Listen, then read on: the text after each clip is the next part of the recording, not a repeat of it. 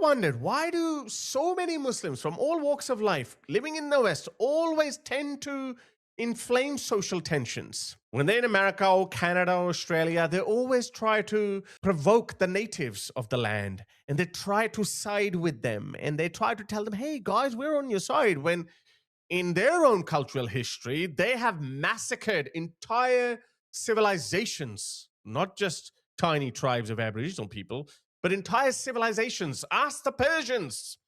Where are the Egyptians, the original Egyptians, the North Africans? Turkey used to be Constantinople. They have devoured all civilizations. But when they come to the West, they're always provoking the natives, they're always provoking the blacks, and they are bringing out issues that have been dead for over a century. Why did they do this? I'll tell you at the end, but watch this. Founded on the removal of a whole people.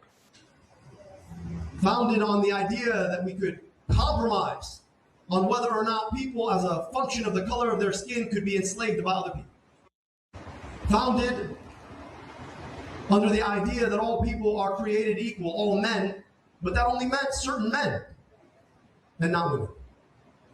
Oh, some amazing words of wisdom. He's basically saying that America was founded on cruelty, founded on the removal of a whole people, founded on the idea that we could compromise on whether or not people could be enslaved. Bro, Islam still practices slavery, okay? Islam never outlawed slavery. But he will never talk about this. The Arab-African slave trade was 10 times bigger than the transatlantic slave trade, but he wouldn't talk about this. Why? Because he's a Muslim. He has a different agenda, and he doesn't care. Look at this. Look at this guy. Look at his fellow compatriot, Egyptian, in Australia. They're doing the same thing in Australia. Listen to him. The Australian Holocaust began on 26th of January 1788. At that time, Australia was home to around 1 million Aboriginal people. These were stable societies that lived for tens of thousands of years. What followed was catastrophic massacres, genocide, forced removals, ethnic cleansing, introduced disease, the destruction of land, food systems, families, and culture. So this guy with his thick Egyptian accent actually is a counselor in Australia. The West is broken because we don't have a way to root out traitors. We don't have a way. You know, something's going to come out.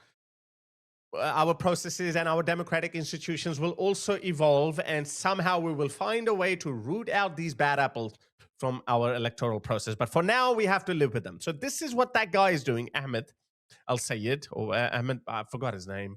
Apparently he made another video too. Actually, I'm not going to respond to his comment. He's trying to exploit the painful memory of African-American slavery. Why is he doing that? Listen to this African-American. He's going to answer it. On whether or not people, as a function of the color of their skin, could be enslaved by other people.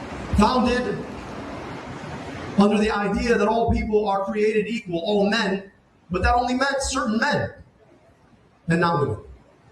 Your parents were immigrants who came to this country, chose to come here, and now, instead of being appreciative that you're not back in Egypt, you're sitting here condemning the origins of this country because you want to gain some points with your Islamic buddies over there in Michigan where you're running for Senate, which I guess you won. I guess congratulations. Please, Michigan, step up and make sure this man is nowhere near our Senate. Please, do us all a favor. You already screwed up with Rashida Tlaib. Make sure this man does not go anywhere near our Senate, please. Johnny did the same thing on July. Just like ex-Muslims speak up against Islam, because I know Westerners don't know, this is an alien culture with its own set of values coming to exploit your good nature. So this is why it's my life's mission to educate the West, to raise awareness about it's not about individual Muslims. He's just a little pawn in this game of where civilizations clash for supremacy. It has always happened throughout human history. Why would it not happen now?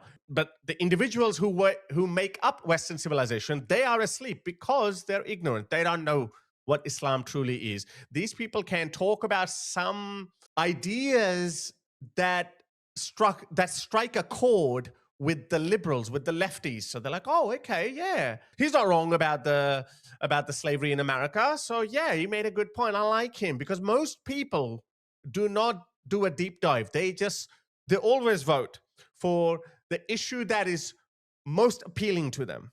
This is the reason why young people, they're always like attracted to socialist ideals. And look at this, Islam is very anti-communist, anti-socialism, but you've got Mamdani, horses for courses. They know what kind of ideas are going to appeal to the majority of New Yorkers, and he went with it. And this is what this guy is doing.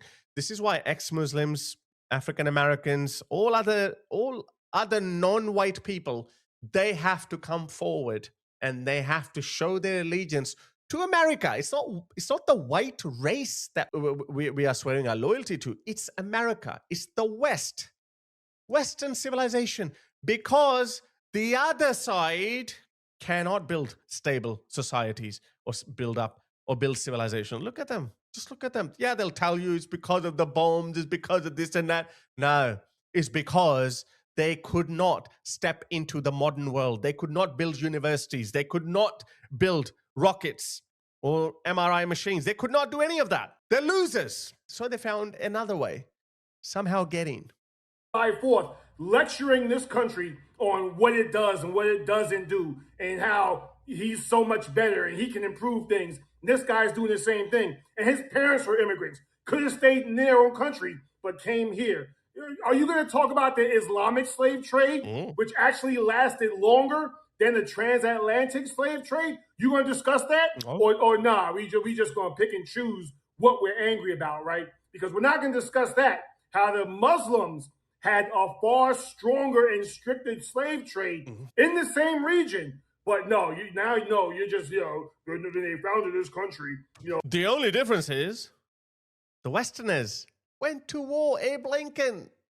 I know there were other reasons too, but they went to war. They abolished slavery. The Muslims never went to a civil war over slavery. They never did. The Muslims were told by the West, by the Brits, to get rid of slavery. That's it. That's how simple it was. Some bad apples, like Hijaz, for example, present-day Saudi Arabia, they said, no, we don't. They actually tried to kill the Sultan because he was forcing them to get rid of slavery. That's why slavery didn't end in some parts of the Muslim world until the turn of this century. And you reckon it will not go back to it? Actually, ISIS did briefly bring it back by Yazidi sex slaves. You think that won't happen if America somehow disappeared? Because without America, let's just admit it, England or France or Germany, they cannot project power beyond their borders. Only America can. This is why I love America. America must survive. And please, America, the future of Western civilization is in your hands. Do not let these mofos exploit your good nature. Some men were created equal. We fought and died to end slavery here. Yes. What did you do? Nothing. What did your ancestors do over in their country, huh? Tether? Oh, and while we're discussing women, are we going to talk about how women are treated back in your home country of Egypt, back where your ancestors are, back in other Islamic nations? Are we going to talk about how women are treated there? Or is that too just an unspoken of topic? No, you're only going to speak it because, again, it appeals to the lefties of the West. They're like, oh, yes, Ahmed al-Sayed, whatever his name is, Abdul Rahman al-Sayed, he is pro-women.